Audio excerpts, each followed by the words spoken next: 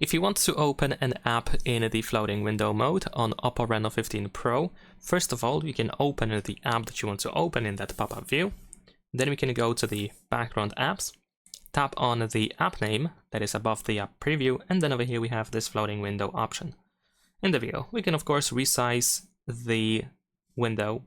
We can tap on these three dots in order to find some additional options, and so on and so forth. Besides that, what you can also do, if you use gestures for navigation, you can swipe from the bottom towards the upper right side. And if you drop it over here, you should be able to open the app in the floating window mode as well.